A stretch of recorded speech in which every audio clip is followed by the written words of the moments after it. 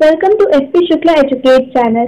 अगर आप हमारे चैनल से फर्स्ट टाइम आए हैं तो इस चैनल को सब्सक्राइब करना और बेल बटन पे क्लिक करना ना भूलें, जिससे हमारे सारे इंपॉर्टेंट वीडियोस आप तक पहुंच।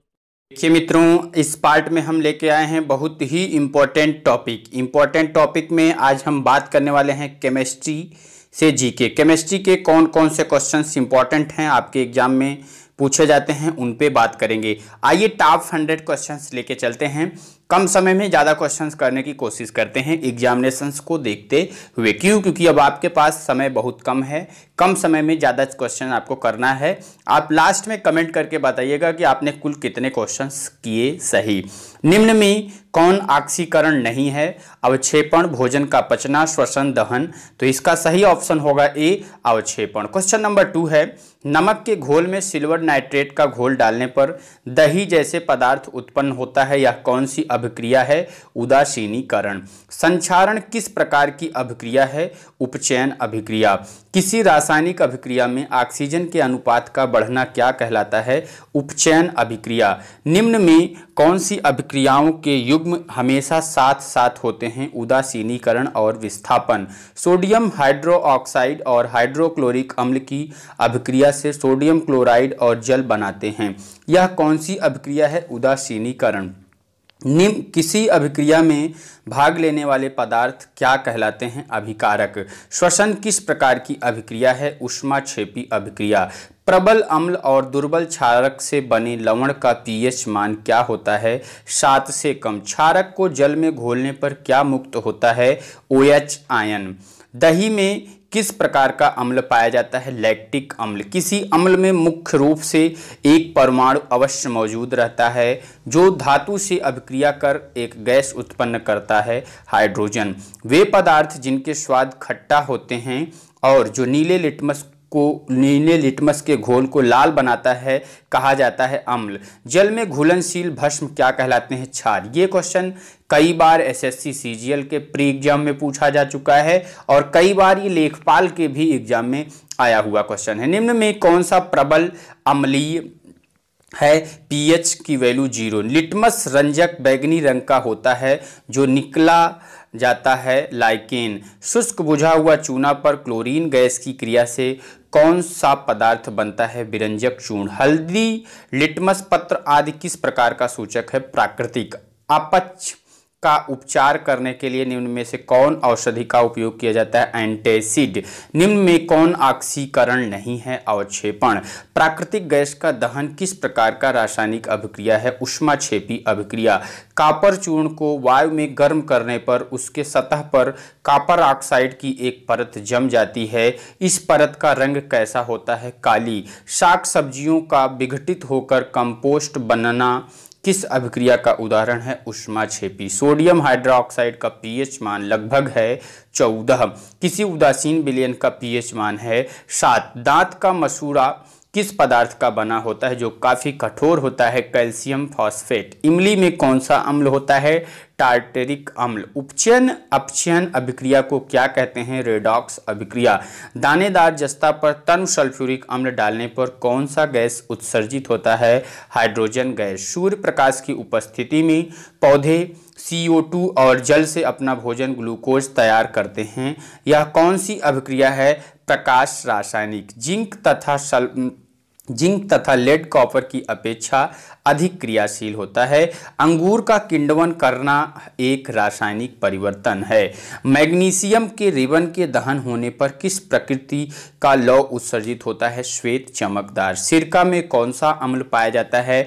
एसिटिक अम्ल। निम्न में कौन विजातीय यौगिक है? Plaster of Paris. नींबू के रस का पीएच मान लगभग होता है 2.2। मधुमक्खी के डंक मारने पर किस पदार्थ से उपचार करना लाभकारी है? Baking soda. मुंह साफ करने के लिए किस प्रकार के मंजन का व्यवहार करना चाहिए जिससे कि दंत क्षय रोका जा सके? क्षारकीय दंत मंजन।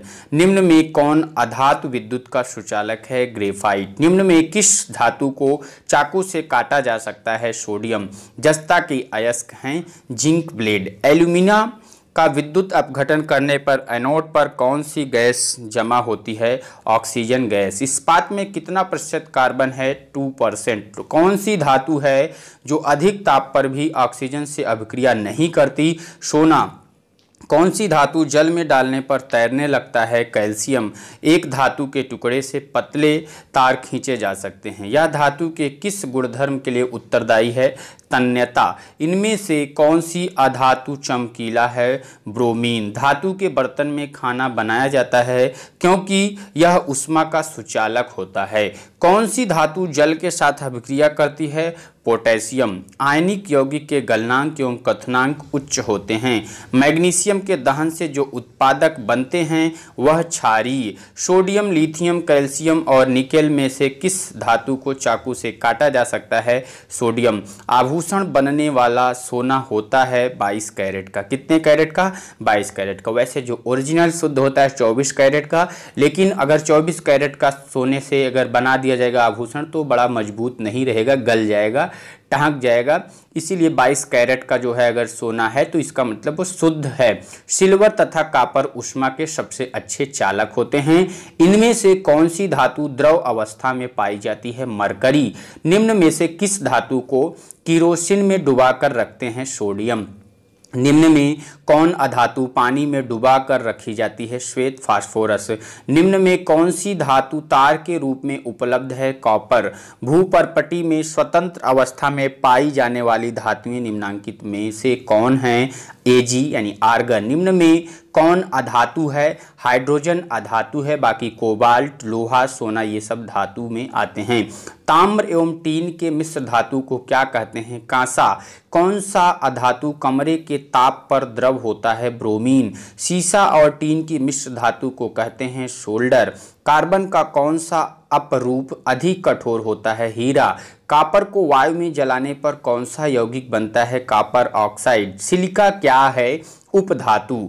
धातुओं को पीटकर पत्थर बनाना आसान है? या धातु के किस गुणधर्म को बतलाता है? आघात वर्ध्यता। अगर किसी मिश्र धातु में एक धातु पारद है तो इसे क्या कहते हैं?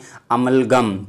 लोहे पर भाप की अभिक्रिया से कौन सा गैस उत्पन्न होता है? Hydrogen gas. निम्न में कौन सा गुण कार्बनिक यौगिकों में प्रायः नहीं होता है? जल में विलेयता। निम्न में कौन विद्युत का सुचालक है? ग्रेफाइट विद्युत का सुचालक है। बाकी एथनॉल, हीरा, एल्कीन विद्युत की कुचालक होती हैं। निम्न में कौन कार्बन के अपरूप हैं? सभी यानी हीरा, फ्लोरीन और ग्रेफाइट। निम्न में कौन अल्कोहल पेय के लिए उपयुक्त है?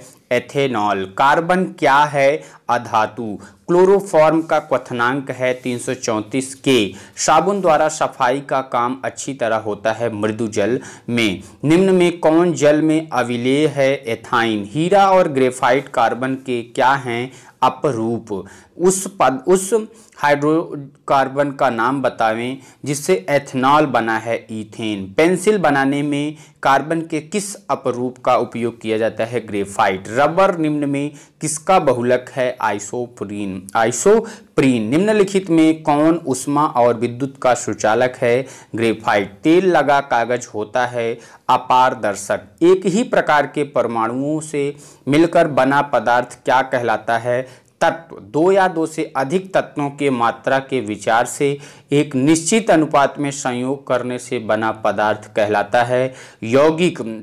दो या दो से अधिक शुद्ध पदार्थों को किसी भी अनुपात में मिला देने से क्या बनता है? मिश्रण। ऐसे तत्व जिसमें धातु और अधातु दोनों के गुण पाए जाते हैं वे उपधातु कहलाते हैं। निम्नलिखित में से कौन धातु होते हुए भी विद्युत का कुचालक है? लेड। निम्नलिखित में से किस अधातु में धातुई चमक पाई जाती है या होती है? तो ये ऑप्शन सही होगा आयोडीन, ग्रेफाइट। निम्नलिखित में कौन एक यौगिक है? अमोनिया। निम्नलिखित में से किस पदार्थ में ऑक्सीजन नहीं है? मिट्टी का तेल। वायु क्या है? एक मिश्रण है। स्टेनलेस स्टील क्या होता है? मिश्रण। निम्नलिखित में से कौन ना तो तत्व है और ना ही यौगिक? वायु। पदार्थ का चतुर्थ अवस्था क्या कहलाता है? प्लाज्मा। निम्नलिखित में से कौन एक यौगिक है? रेत। विरंजक चूर्ण क्या है? यौगिक। बारूद होता है मिश्रण। विश्व का प्रत्येक पदार्थ अत्यंत सूक्ष्म कणों से मिलकर बना होता है, यह सर्वप्रथम किसने कहा?